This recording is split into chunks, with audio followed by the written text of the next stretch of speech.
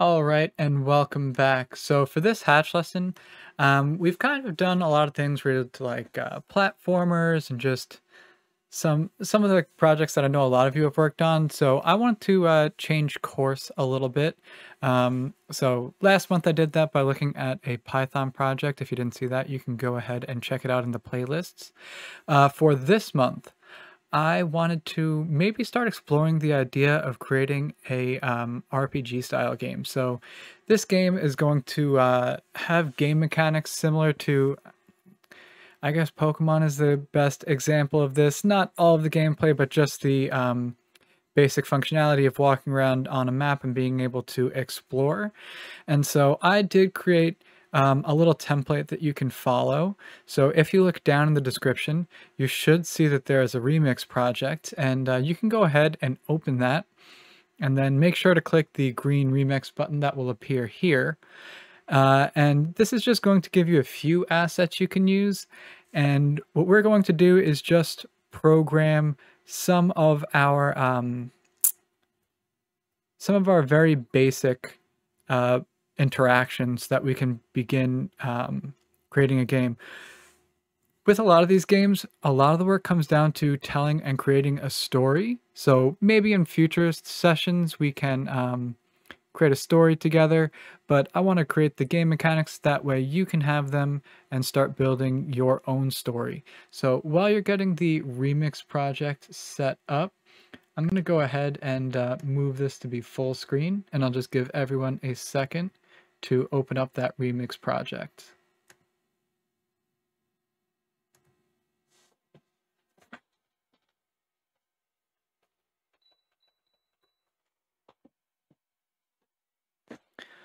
All right, so hopefully you have the remix project open.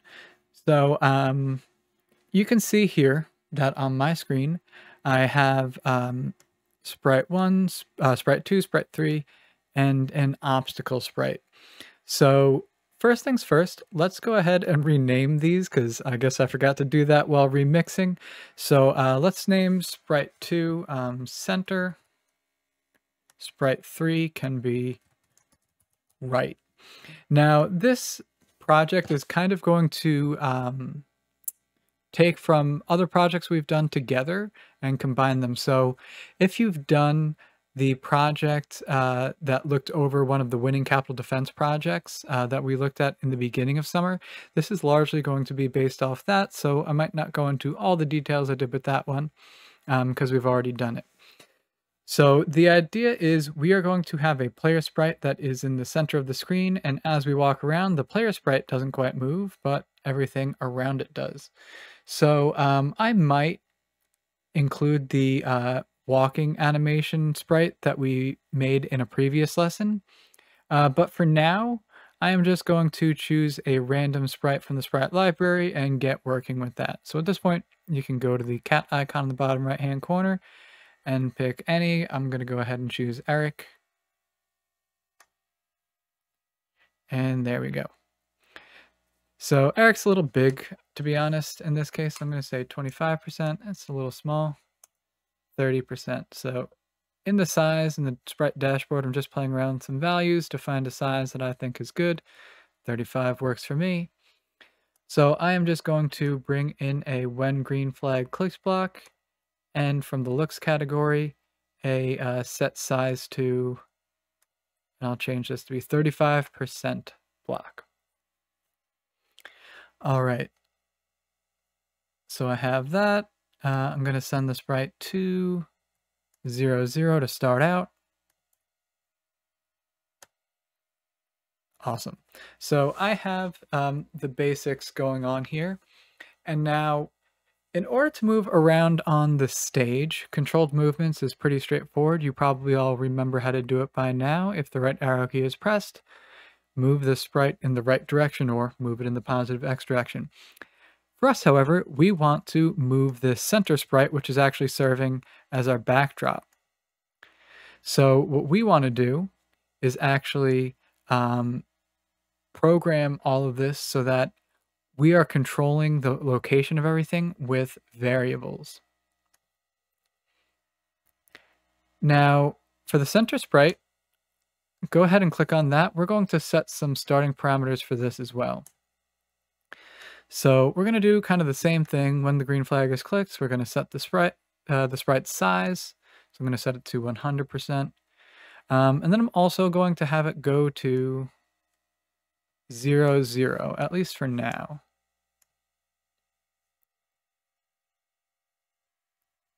All right.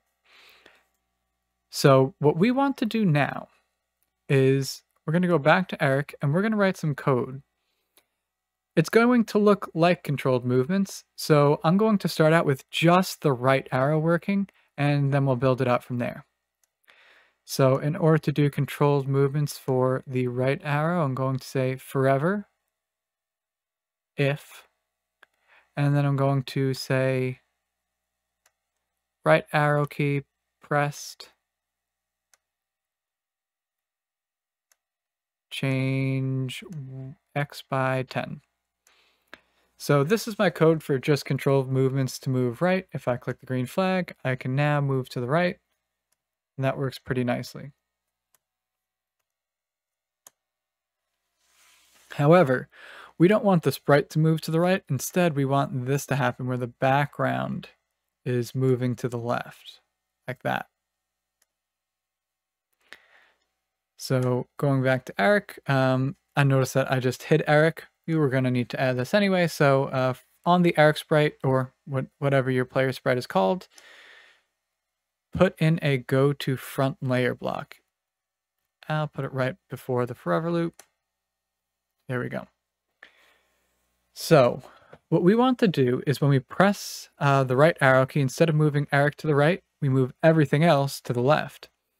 In order to do that, we are going to set a variable that represents every single sprite's position, and then every single sprite that's used as a background can reference that variable and move accordingly.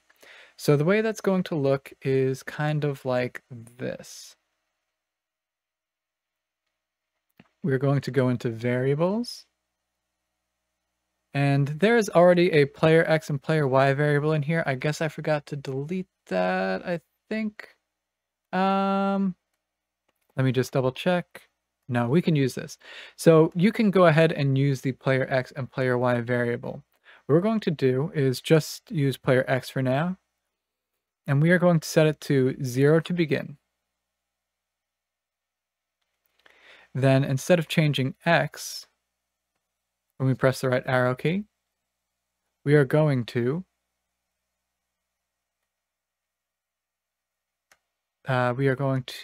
change player X by, let's go with 5 for now. And I'm going to check off this variable so we can see it. And now when we hold the right arrow key, it's going up, and it goes up pretty quickly. So now that we have that variable moving, let's go over to our center sprite, and we are going to look for that variable changing and set our position according to it. So we're going to say forever go to, and we're going to use go to XY, and we want I'm just going to put the variable in here directly, and you'll see why we actually have to change it. So I'm going to put in player X. So now when I click the green flag, watch what happens. The backdrop moves to the right as I hold the right arrow key. The only problem is we're not trying to get the backdrop to move to the right. We're trying to get the player to move to the right on the backdrop. In order for that to happen, the backdrop needs to move in the opposite direction. So we actually need to go to the operators category, grab a multiplication block, and we are going to multiply this by -1. So I'll snap that in the X position, and let's watch what happens. Now when I move to the right, the backdrop moves to the left, giving the appearance that the sprite is moving to the right. So now that we have that working for X, or at least in the right direction. Let's get it working for the other directions. So to get it to work in the left direction, it's pretty easy. I'm just going to right click on my if block to duplicate it. And then I will set that to move in the left direction. And I'll set the value in the change player X to -5. So all I did was duplicate that first if statement and change player X to change by -5. I can test this by clicking the green flag, and now I can move to the left and right. I just can't move up and down. And I'm clicking on the keyboard so you can hear that I am clicking those buttons and nothing is happening. So in order to get those to work, I am going to duplicate again, right-clicking on the first if statement. And then I'm going to change right arrow to up arrow and left arrow to down arrow. Now, this doesn't work yet, and that's because up and down work in the Y direction, not the X direction, so I need to change that value in the change blocks. So I'll click the drop down, choose player Y for each of them.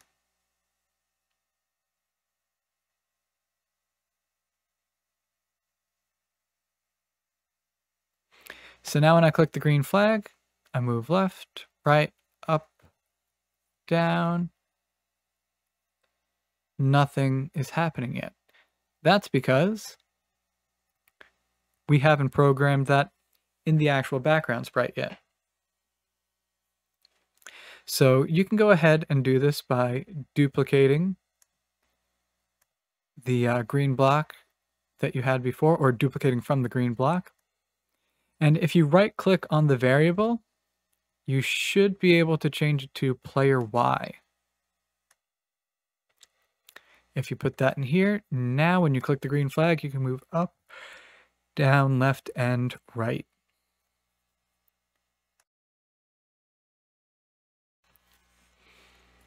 All right, so we can move up, down, left, and right, and that works pretty well. However, it is not working for this right tile.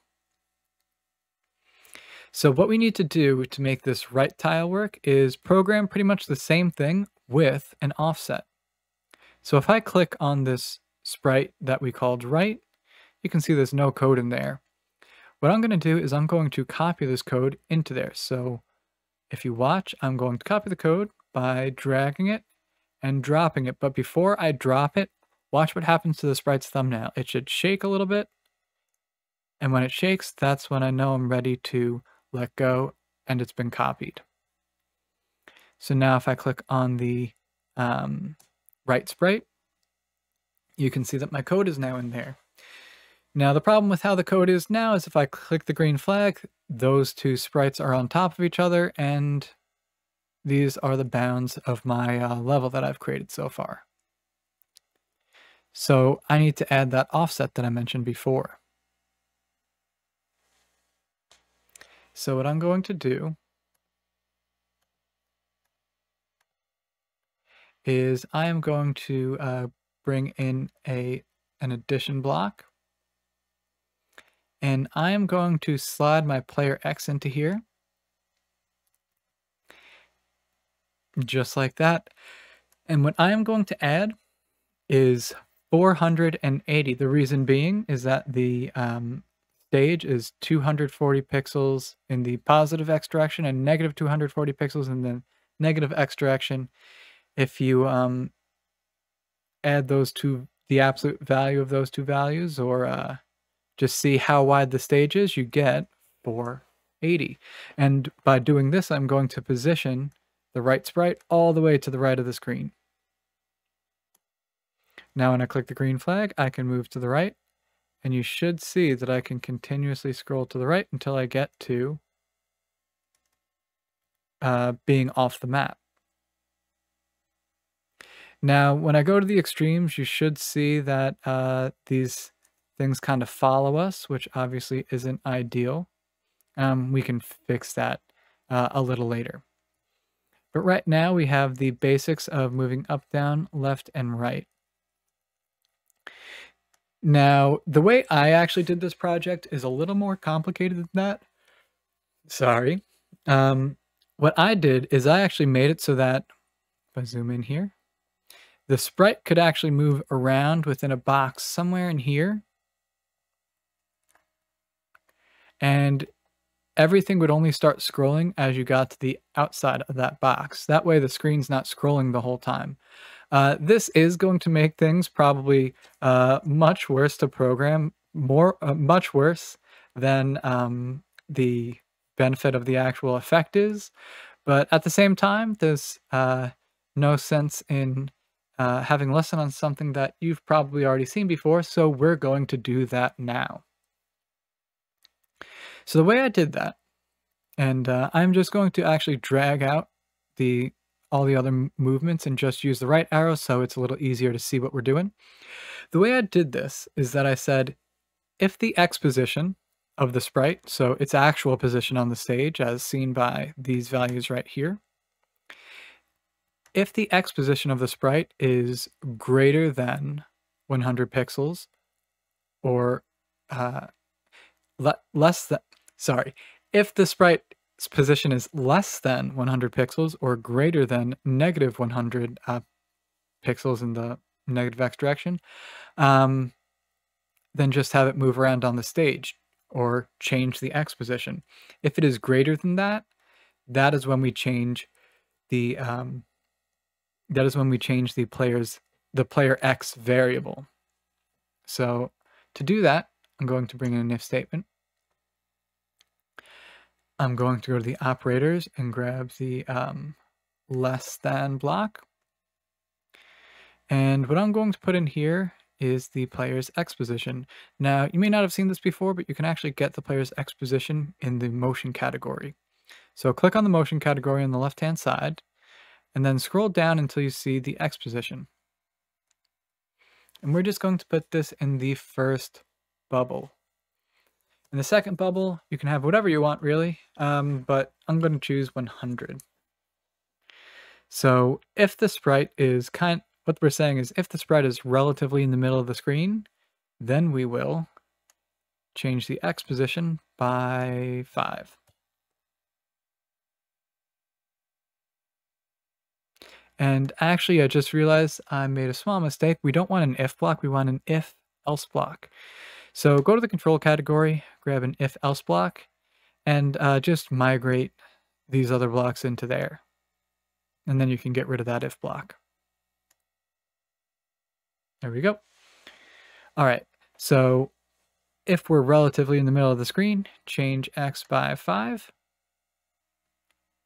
Else, we are going to change player X by 5. Okay, so now I can put this if-else statement inside the right arrow key, and this should work. I do want to reiterate that here we are only looking for if we're moving too far to the right. The reason why we don't care about actually testing if we're in the middle of the screen is we're only going to run this block if the right arrow key is pressed. If we program this a different way, we might need to say something like, if the X position is less than 100 and greater than negative 100, but in this case, we don't need to do that. We're going to do that, the negative 100 part of this within the left arrow key.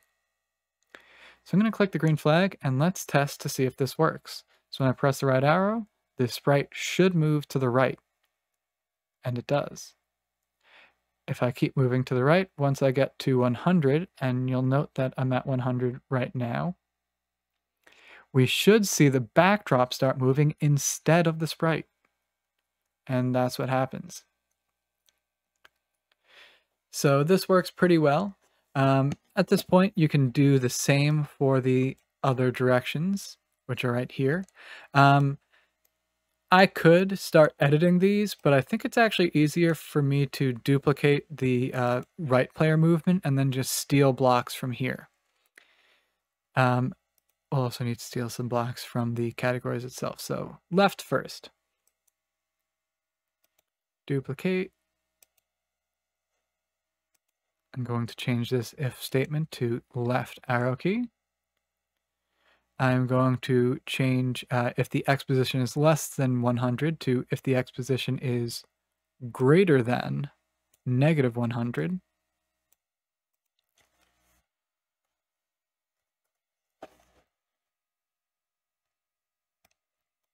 And I'll put that inside the if statement. So X position greater than 100, negative 100. Change X by negative 5. And then change player X by negative 5. And we can test that. Left works. Right works. All right. And lastly for up and down.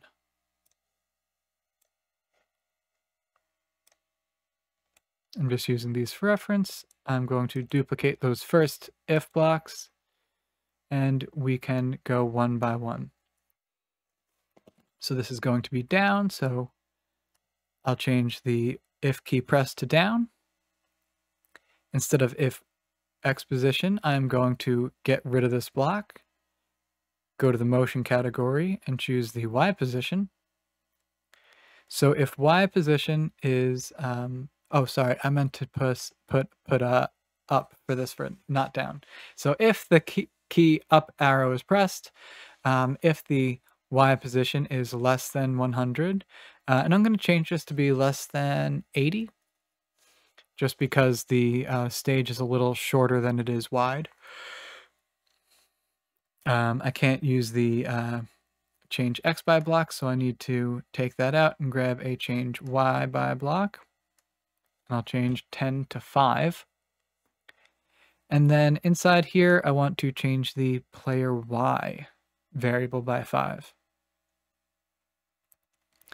So we're going to do the similar thing for the down direction. So I'm going to click that left arrow drop down, change it to down. Instead of the X bubble, I'm going to use, or X position, I'm going to use the Y position. Instead of negative 100, I'm going to do negative 80. Instead of change X by negative 5, I'm going to change Y by negative 5. And lastly, change player X to player Y. So I'm going to zoom out here. Just enough for you to maybe copy some of this code if need be. And let's see if this works. So now I'm in the center of the screen. I'm moving around pretty well. When I get to the bounds,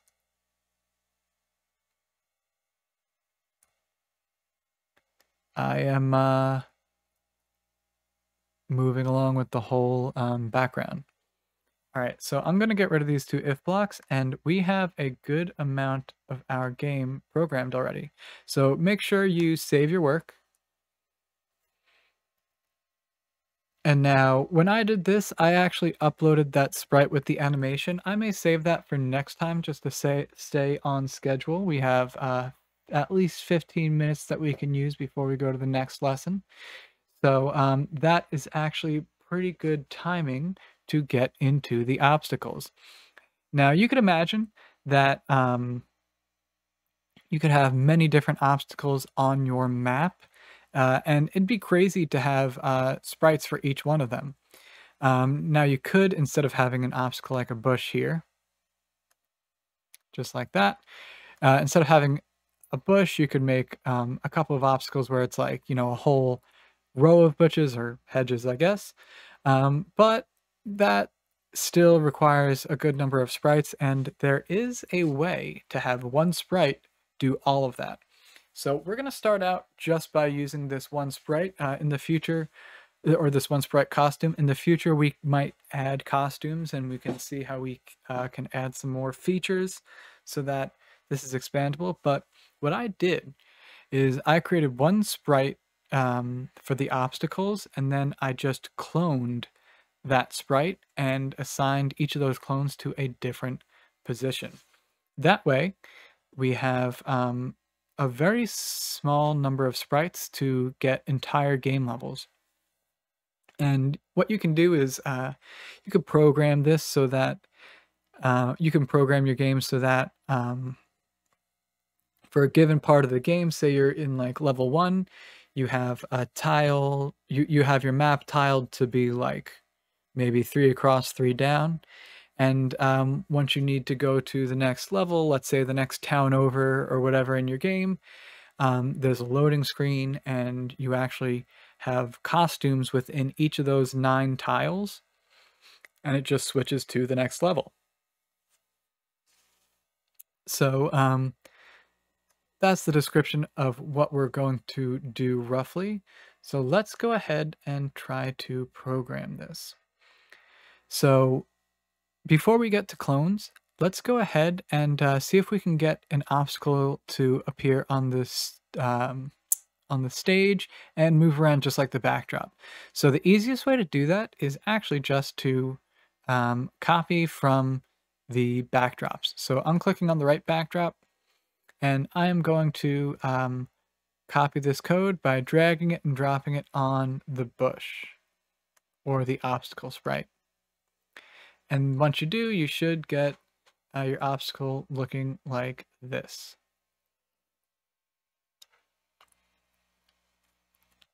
Now, what we want to do is just change. I'm just going to change the number right here where from 480 to like 300. That should work.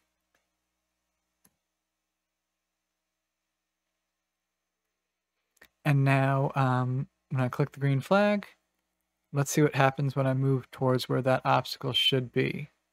So I don't see it, and if I look, it's because it is hidden.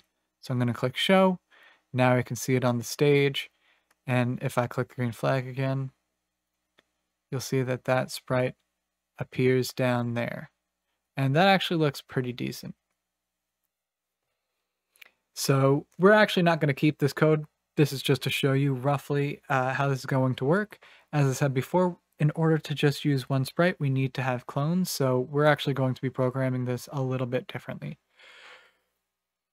So before we do that, I do want to take out a kind of unnecessary block, and that is this go-to block inside each of these sprites. So we don't need to go to 0, 0 to start out. I'm just going to get rid of that, specifically in the center and right sprites. The code inside the forever loop should control that for us.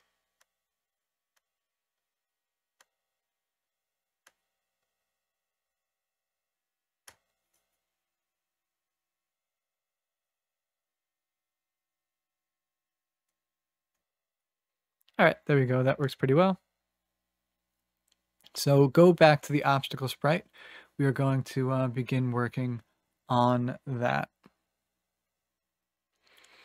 So what we're going to do is we are going to store a bunch of X and Y positions that represent the various locations of the sprites.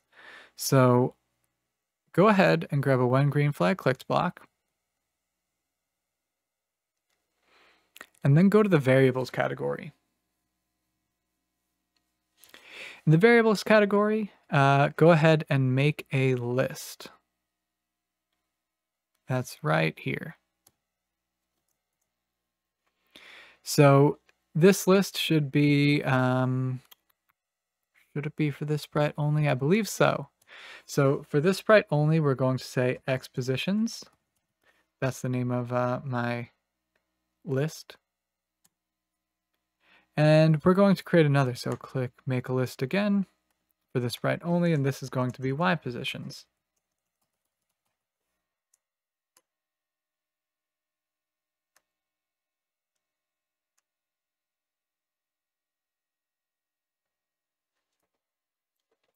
So when we start our code, we are going to delete all of X position, duplicate that, and delete all of Y position.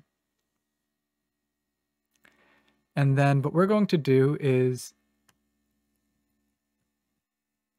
add to both the X and Y positions. So I just duplicated the blocks and changed them. We should start out with something like this. When green flag clicked, delete all of X and Y positions, and then add thing to each of these. Now, instead of thing, I'm going to put in, let's do 75 for each of these. And then duplicate some of those so that you have the positions for one more sprite. And this one will be like 200 by 200. So this is just going to be an easy way for us to keep track of where these sprites should be so we can go and find them on the map and make sure they're working appropriately.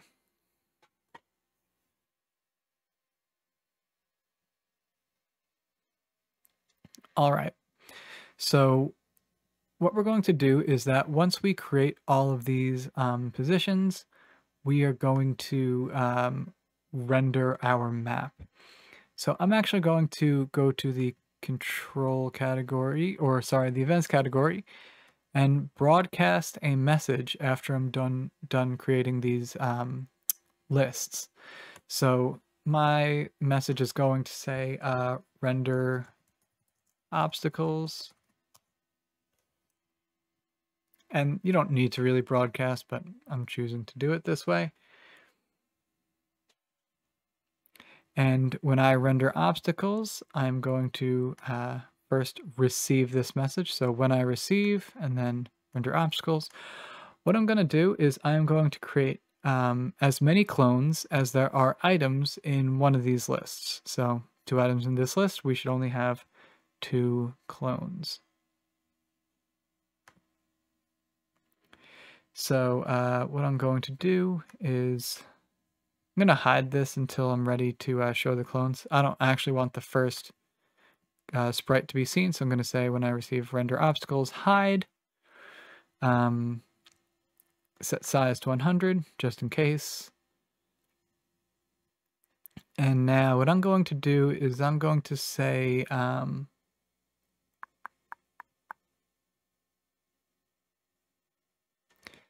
going to create a variable. So go to variables, and I'm going to make this variable for this sprite only, I think, and I'm going to say position index. We might have other indices later on, so just going to be a little specific with this one. Position index, okay. And then I'm going to set position index to 1.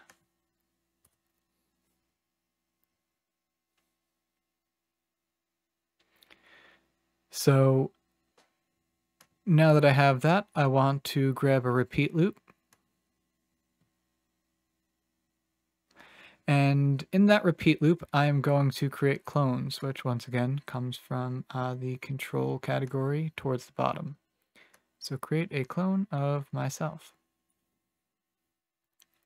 So when I receive render obstacles, hide, set size 100, set the position index, and then repeat making clones of myself.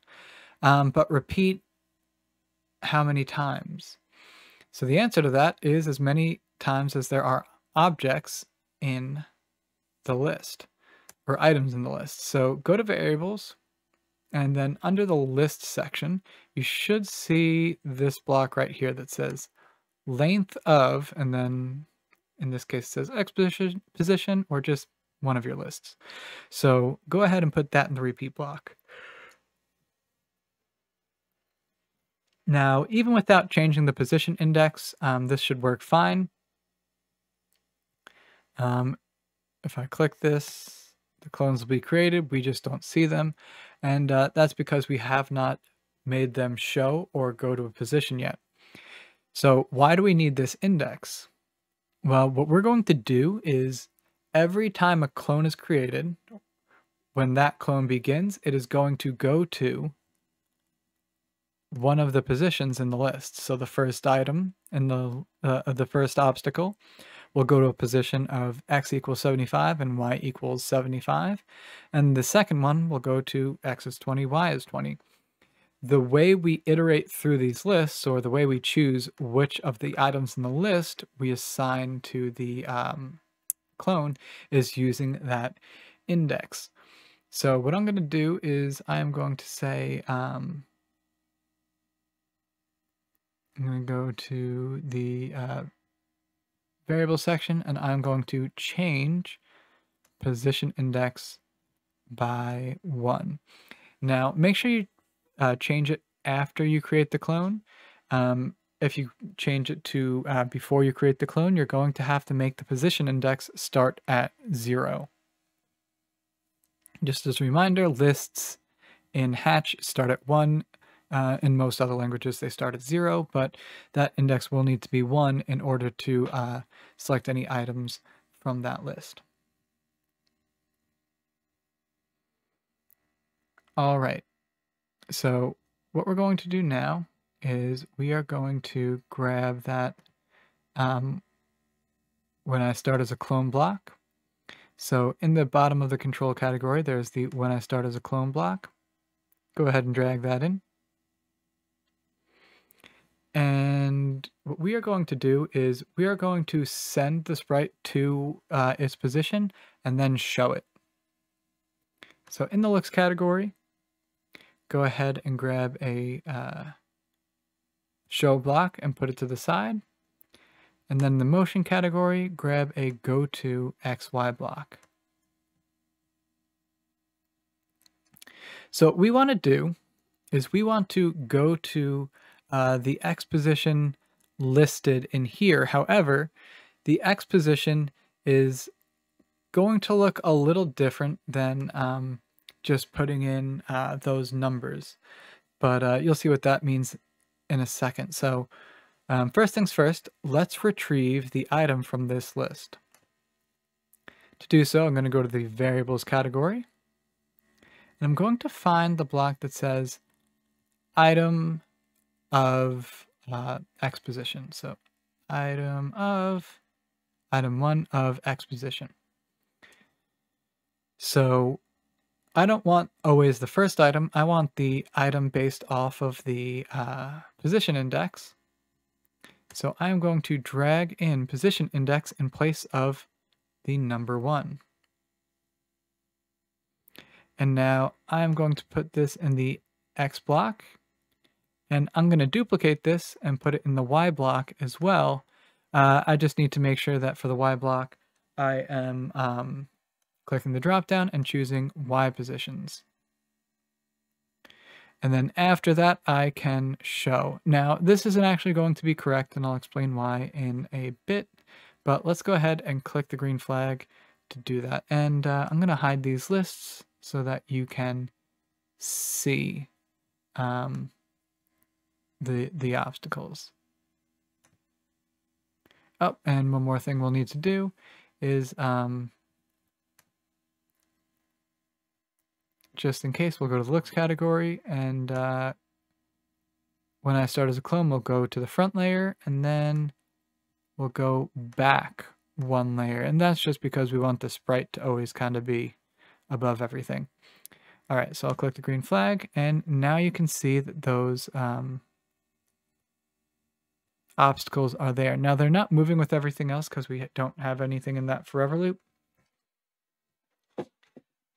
But watch what happens.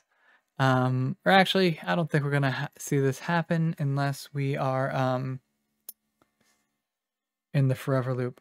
But essentially, we've taken into consideration the sprite's location on the stage, but this does not take into consideration when the sprite moves at all. So we're going to change this a little bit. So go to the operators category, and we are going to grab an addition block and a multiplication block. So in this multiplication block, we're going to say -1 times the player's X position. So you got to go to variables and get the player's X position, or player X. And we're going to do the same thing for player Y times negative.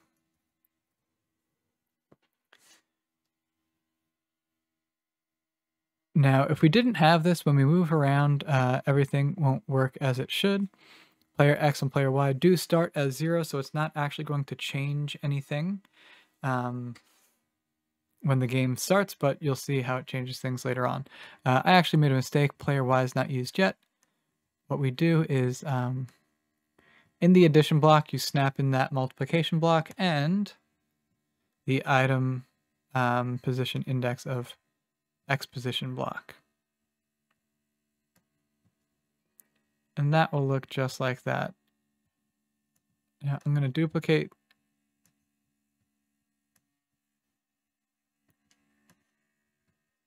and I'm going to edit this for the Y position.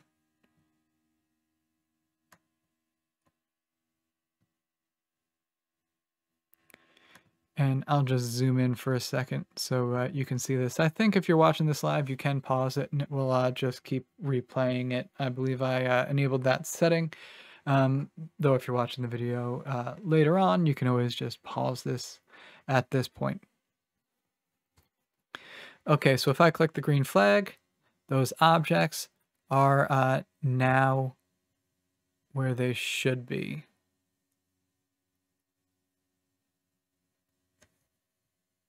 Oops. Yeah, undo that. All right.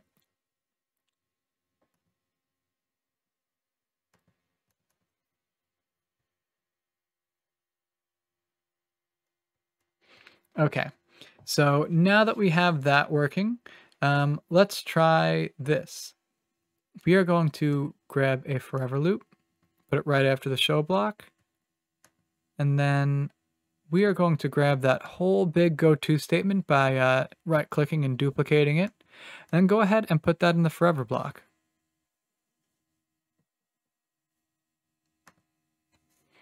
Once you do that, you should see that the obstacles now stay relative to the backdrop, and it's as if they were a part of the backdrop. They move pretty seamlessly.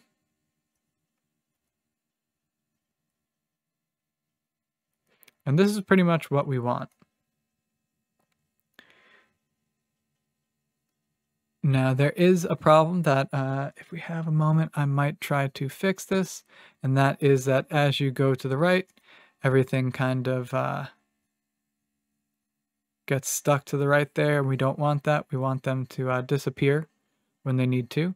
But before we do that, we have a bigger problem, and that is that I can walk right over these obstacles, and that's not good. So I tried doing this a couple of different ways. I was being a little stubborn and trying to get it so that you can kind of walk behind the bush up to here, and then you get stuck, and then you can even overlap this way and like walk into it. But that's actually a little bit difficult to program, especially when you have this effect where you can walk in the middle of the screen without the backdrop moving. So I opted for an easier thing instead. So what I chose instead to do is inside the player sprite, I look for if the object is touching the obstacle. If it is, I just take a step in the opposite direction I was moving. So at this point, you can go ahead and click on your player sprite. Once again, mine is just the Eric sprite. And this is going to be a little repetitive and tedious, but it's not too bad. So go to the control category and grab an if block and just place it right next to your code. So what we want to say is that if we are touching the obstacle, so if sensing touching obstacle, and this will work for any of the clones. If we are touching the obstacle, change, yeah, so, okay. So if we are touching the obstacle, we want to change X by -5.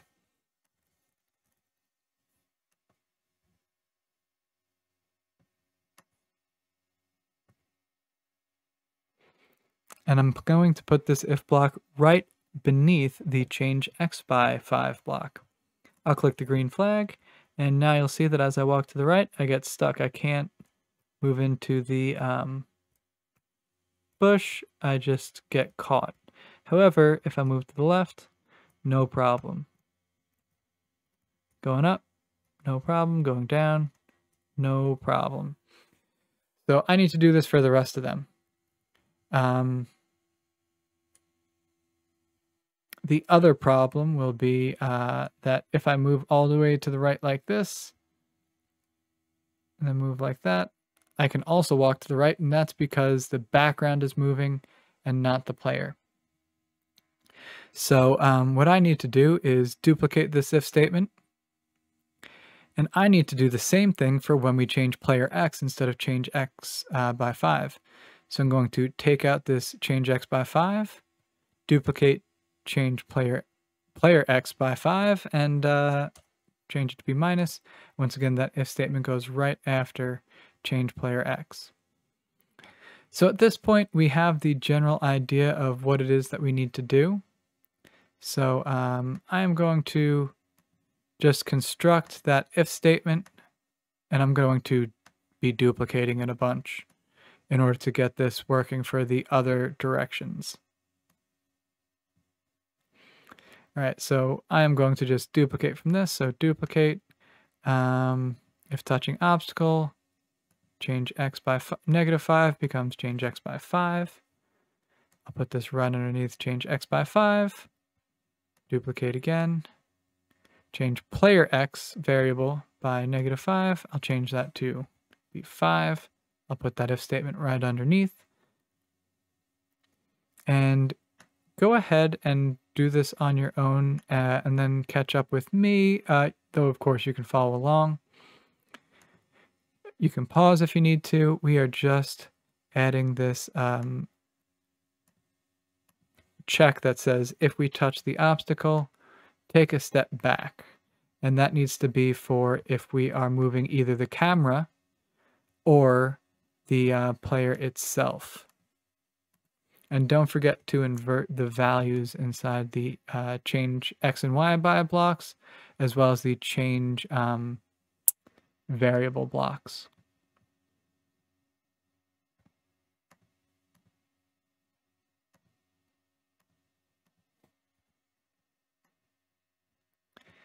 This is the last one for me, I think.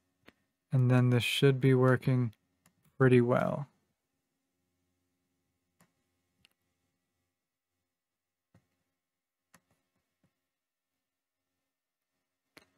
Okay, so if you have gotten stuck with this, I'm just going to pull the down arrow out so you can see it a little bit better. You can use this as an example, screenshot it if you need to, pause the video if you need to. This is the general structure of how these should work. All right, so I'm going to put this if statement back. And now I'm going to test it by clicking the green flag. I can move around. These sprites move with me, but when I try to walk into a sprite, either one of them, I am no longer able to move.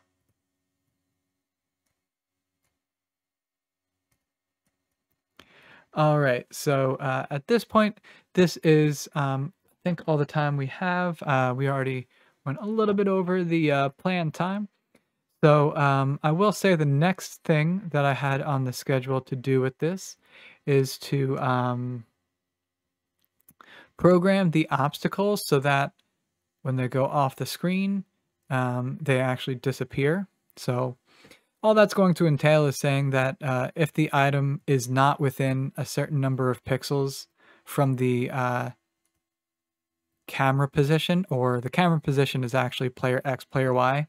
Probably should have called it camera X, camera Y. But if it's not within the bounds of that, so within -240x to 240, positive 240x, -180y to positive 180y, if it's not within that range, you hide it. If it is within that range, you show it. And you do actually change that a little bit.